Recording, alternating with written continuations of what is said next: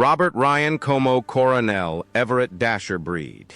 O contraponto a Reisman era o Coronel Everett Dasher Breed, um oficial disciplinado, frio e íntegro. Robert Ryan, aos 58 anos, entregou uma atuação marcante, fazendo com que o público tanto detestasse sua rigidez quanto respeitasse sua autoridade. Robert Ryan parecia ter nascido para interpretar vilões ou homens cruéis, mas, ironicamente, sua verdadeira personalidade era completamente oposta. Ele era pacifista, um ativista dos direitos humanos e um marido exemplar com um coração benevolente.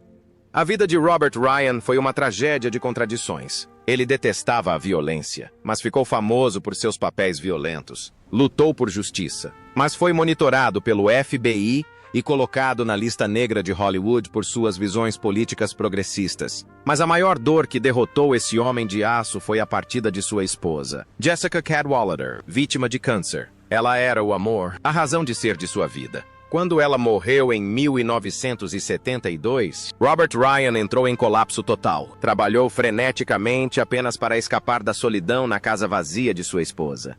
A frieza do Coronel Breed no filme revelou-se apenas uma fachada para um Robert Ryan que se desmoronava por dentro. Ele sofria de câncer de pulmão devido a anos de tabagismo, mas a dor física não se comparava à dor mental. Apenas um ano após a morte de sua esposa, sua jornada também chegou ao fim. Em 11 de julho de 1973, Robert Ryan faleceu em Nova York, aos 63 anos. Foi sepultado em silêncio ao lado de sua esposa Jessica, encontrando finalmente a paz eterna junto da pessoa que mais amava, encerrando a vida de um vilão no cinema, herói na vida real.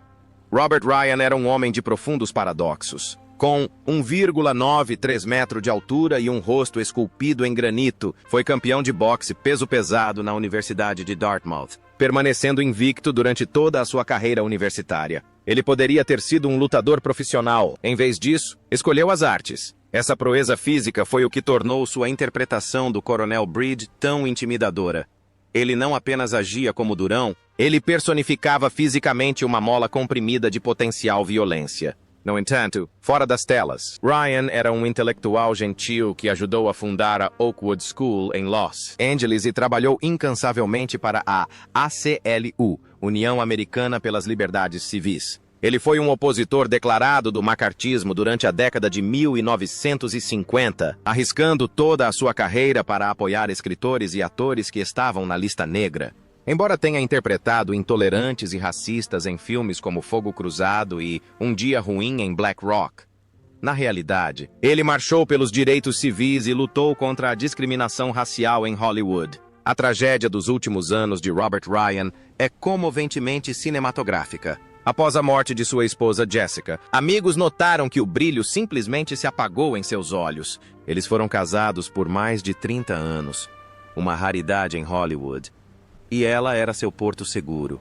Em sua dor, ele assumiu o papel de Larry Slade em O Homem de Gelo Chega, 1973. Na época das filmagens, Ryan sabia que estava morrendo de câncer de pulmão. Ele sentia dores físicas imensas, lutando para respirar entre as tomadas, mas mesmo assim entregou uma atuação que os críticos aclamaram como a melhor de sua carreira. Ele canalizou sua própria tristeza, seu próprio confronto com a mortalidade, para o personagem. Recusou-se a diminuir o ritmo, talvez porque trabalhar fosse a única maneira de manter o luto sob controle. Ele morreu antes do lançamento do filme. Lee Marvin, seu colega de elenco em Os 12 Condenados e os Profissionais.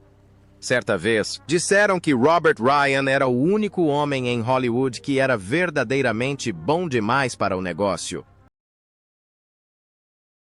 Bem-vindos de volta ao fluxo da memória cinematográfica. Em 1967, em meio a um mundo fervilhando com convulsões históricas, o filme Os 12 Condenados estreou e imediatamente causou um impacto sísmico nas bilheterias. Com uma história sobre um grupo de condenados à morte treinados para uma missão suicida pouco antes do dia D. A obra do diretor Robert Aldrich não só alcançou um estrondoso sucesso comercial, como também redefiniu o gênero de filmes de guerra, mais cru, mais brutal e repleto de humanidade. Mas por trás desses personagens clássicos, por trás da poeira do campo de batalha e do som dos tiros, estavam atores com destinos reais repletos de reviravoltas inesperadas. Mais de meio século se passou e o tempo deixou marcas indeléveis em suas vidas. Alguns se tornaram lendas, alguns escolheram seus próprios caminhos e outros tiveram suas jornadas interrompidas pela tragédia. Hoje, vamos aquietar nossos corações para relembrar a tumultuada trajetória dos 10 rostos representativos,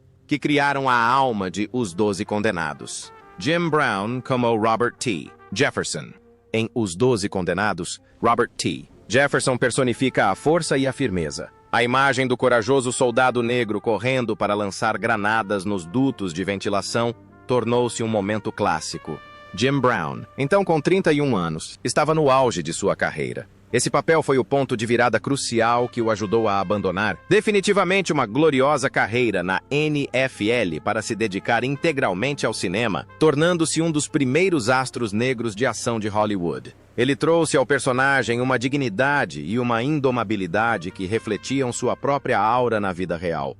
No entanto, por trás da aura de superestrela do esporte e do cinema, havia uma vida privada repleta de tempestades. Seu primeiro casamento com Sue Jones durou 14 anos, mas foi marcado por violência e tensão. Prisões por suposta agressão quase destruíram sua carreira e o rotularam como o homem mais perigoso de Hollywood. Embora mais tarde tenha encontrado um porto seguro com sua segunda esposa, Monique Brown, a raiva e os conflitos permaneceram como fantasmas que o assombravam.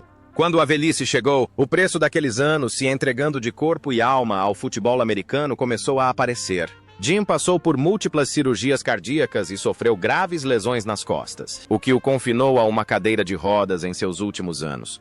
O contraste entre um Jefferson correndo como o vento nos filmes e um Jim Brown sentado em uma cadeira de rodas em seus últimos anos é verdadeiramente comovente. Ele viveu uma vida de luta incessante nos campos, nas telas e no ativismo social. No entanto, essa jornada gloriosa teve que chegar ao fim. Em 18 de maio de 2023, Jim Brown faleceu pacificamente em sua casa em Los Angeles, aos 87 anos. Sua partida deixou um legado imenso, estimado em 30 milhões de dólares americanos, mas, mais importante, a imagem de um homem que jamais se curvou diante de qualquer obstáculo. Ernest Borgnine como Palavra Geral. Se Os 12 Condenados precisava de autoridade absoluta, era o General Worden, interpretado por Ernest Borgnine. Aos 50 anos, com uma voz grave e rouca e olhos frios, Ernest retratou com sucesso um comandante severo que detinha o poder da vida e da morte em suas mãos. Ele transmitiu a sensação de um verdadeiro militar, fazendo o público sentir tanto medo quanto respeito. Mas poucos sabiam que, por trás daquela aparência robusta e forte, havia um coração sensível, repleto de feridas emocionais.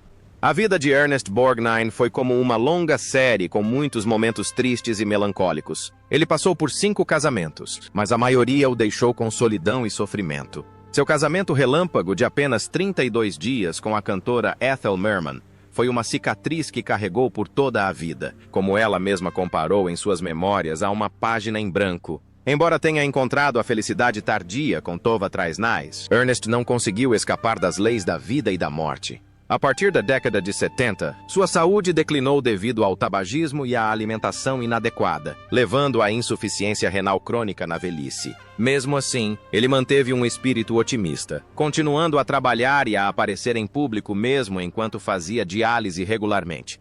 A ligação entre o General Worden e Ernest Borgnine reside na resiliência. No cinema, ele ordenava que outros se sacrificassem, enquanto na vida real, lutou sozinho contra a solidão e a doença até o último suspiro. A jornada desse general chegou ao fim em 8 de julho de 2012. Ernest Borgnine faleceu em Los Angeles aos 95 anos, deixando para trás uma enorme fortuna cinematográfica e uma lição sobre a importância de um sorriso otimista em meio às adversidades da vida. John Cassavetes como Victor R. Franco. Victor R. Franco era o membro mais rebelde, barulhento e indisciplinado do grupo. John Cassavetes, de 37 anos, com olhos penetrantes e um sorriso arrogante, transformou Franco em um dos personagens mais marcantes do filme, o que lhe rendeu uma indicação ao Oscar. Mas poucos sabem que John participou desse filme comercial com um único propósito: ganhar dinheiro para alimentar seu próprio sonho de cinema independente. Ele era um gênio, o pai do cinema independente americano, que sempre almejou retratar a verdade nua e crua da vida na tela. A vida de John Cassavetes foi uma peça de jazz repleta de improvisação, mas também de tragédia. Ele e sua esposa, a superestrela Gina Rowlands, criaram seu próprio império artístico, mas o preço a pagar foi a exaustão. Para lidar com a pressão criativa e financeira, John encontrou no álcool uma espécie de consolo. A embriaguez o ajudou a alcançar voos mais altos na arte, mas destruiu seu corpo dia após dia. Ele viveu intensamente, se esgotou em filmes para o canal Lifetime, ignorando os avisos médicos sobre a falência de seu fígado. A teimosia de Franco no cinema era um reflexo de John Cassavetes na vida real. Ele nunca cedia. Preferia morrer a fazer filmes de acordo com a vontade de outros. E a tragédia chegou como uma inevitabilidade. Em 3 de fevereiro de 1989, o gênio do cinema, John Cassavetes faleceu em Los Angeles devido a complicações de cirrose, com apenas 59 anos. Ele partiu quando seu talento estava no auge, deixando um enorme vazio para o cinema mundial e uma dolorosa lição sobre o sacrifício do artista por sua paixão. John Cassavetes odiava Os 12 Condenados. Ele frequentemente entrava em conflito com o diretor Robert Aldrich e zombava abertamente da natureza comercial do filme durante a produção. No entanto, ironicamente, o salário recebido por este filme e por seu papel posterior em O Bebê de Rosemary financiou sua obra-prima Rostos 1968. Essa era a dualidade de sua existência. Ele vendeu seu talento para Hollywood como ator para poder comprar sua liberdade como diretor. No set, Cassavetes era uma fonte inesgotável de energia. Ele improvisou muitos dos momentos mais memoráveis de Franco, um hábito que frustrava o diretor disciplinado, mas que, no fim das contas, resultou nas cenas mais autênticas do filme. Sua química com Lee Marvin era tensa, mas eficaz. Marvin respeitava o talento de Cassavetes, mas achava sua natureza rebelde exaustiva, uma dinâmica que refletia perfeitamente seus personagens.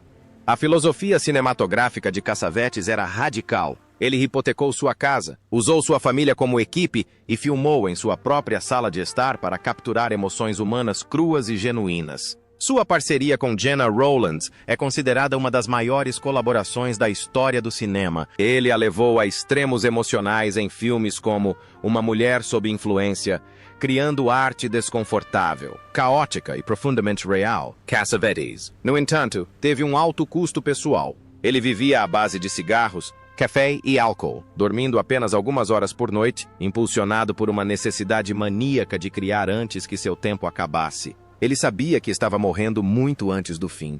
Quando lhe disseram que tinha 6 meses de vida, ele superou o prognóstico em vários anos graças à pura força de vontade, continuando a escrever e dirigir até que fisicamente não conseguisse mais ficar de pé. Sua morte aos 59 anos foi um golpe devastador para a comunidade do cinema independente. Lee Marvin como Major. John Reisman. A alma de todo o filme, o Major John Reisman, era um oficial insubordinado, obstinado e estratégico. Lee Marvin, aos 43 anos, não precisava atuar muito para exalar essa aura, pois na vida real era um veterano da Marinha coberto de cicatrizes de guerra. Esse papel levou Lee Marvin ao auge da fama, mas também refletiu o tormento interior de um soldado que nunca realmente deixou o campo de batalha. Ele viveu uma vida intensa, afogando-se no álcool para aplacar os demônios de sua mente e a dor física de ter perdido parte do intestino na Segunda Guerra Mundial. A vida de Lee Marvin foi uma tempestade sem fim. Seu primeiro casamento desmoronou em meio à violência e ao alcoolismo constante. Mais tarde, seu relacionamento com Michelle Triola levou ao processo Marvin contra Marvin, que abalou a história jurídica americana, deixando-o exausto tanto financeira quanto mentalmente. Embora tenha encontrado um porto seguro com Pamela Marvin, sua saúde foi severamente debilitada por um estilo de vida destrutivo e pelas sequelas da guerra. Ele precisava usar morfina para funcionar, mas ainda assim tentava manter uma imagem de força perante o público. A semelhança entre Reisman e Lee Marvin reside na solidão do comandante. No filme, Reisman carregava a responsabilidade pela vida de 12 condenados, enquanto na vida real, Lee Marvin carregava a dor de um passado que ninguém compreendia completamente. Ele era um guerreiro que lutou até o último suspiro, não contra o inimigo, mas contra si mesmo. Essa jornada turbulenta terminou em 29 de agosto de 1987. Lee Marvin faleceu após um ataque cardíaco no Arizona, aos 63 anos. Foi sepultado com todas as honras militares no Cemitério Nacional de Arlington, um lugar para verdadeiros soldados, deixando um legado cinematográfico tão intenso e trágico quanto sua própria vida. George Kennedy, como Major Max Armbruster. Ao lado do rebelde Reisman estava o Major Max Armbruster, o parceiro leal, calmo e sólido. George Kennedy, então com 42 anos, desempenhou esse papel com sinceridade rústica, tornando-se o apoio espiritual de toda a equipe. Na vida real, George Kennedy também era esse tipo de homem, perseverante, dedicado e sempre o gigante gentil de Hollywood. Ele se dedicou às artes por 60 anos, desde papéis coadjuvantes marcantes até a conquista da prestigiosa estatueta do Oscar. Contudo, por trás dessa carreira brilhante, havia dores ocultas que George raramente compartilhava. Como veterano da Segunda Guerra Mundial, ele sofria de TIPT, transtorno de estresse pós-traumático, o que lhe causava insônia frequente e irritabilidade nos primeiros anos após a baixa. Sua vida conjugal também foi turbulenta, com 2 separações antes de encontrar a felicidade duradoura com Joan McCarthy. A maior tragédia de sua vida foi a morte trágica de seu filho, uma dor que o manteve acordado por muitas noites em solidão. A ligação entre o papel e a vida de George Kennedy reside na lealdade e na perseverança. Assim como Armbruster sempre apoiou Reisman, George sempre apoiou sua família e sua carreira de ator, apesar da doença cardíaca que o atormentou por décadas. Ele passou por uma cirurgia cardíaca, conviveu com dores crônicas no peito, mas nunca abandonou os sets de filmagem. Mas então, esse coração bondoso também precisou descansar. Em 28 de fevereiro de 2016, George Kennedy faleceu em Idaho, aos 91 anos. Partiu em paz, deixando para o mundo a imagem de um artista trabalhador e um coração de ouro que parou de bater após tantos anos de dedicação. Para realmente apreciar a contribuição de George Kennedy para Os 12 Condenados, é preciso reconhecer que este filme foi o trampolim que o catapultou de um ator coadjuvante, aquele cara, para uma estrela de verdade.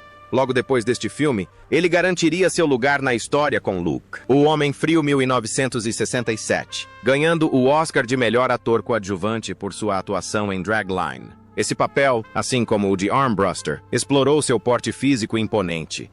Ele tinha 1,93 metros e o contrastou com uma profunda vulnerabilidade e lealdade. Kennedy era único em Hollywood. Ele era um dos poucos atores que conseguia transitar perfeitamente entre interpretar vilões ameaçadores em faroestes e thrillers e ser o coração cômico do filme. Corra que a polícia vem aí, série como Capitão Ed Hocken. Essa versatilidade o manteve trabalhando quando muitos de seus contemporâneos desapareceram.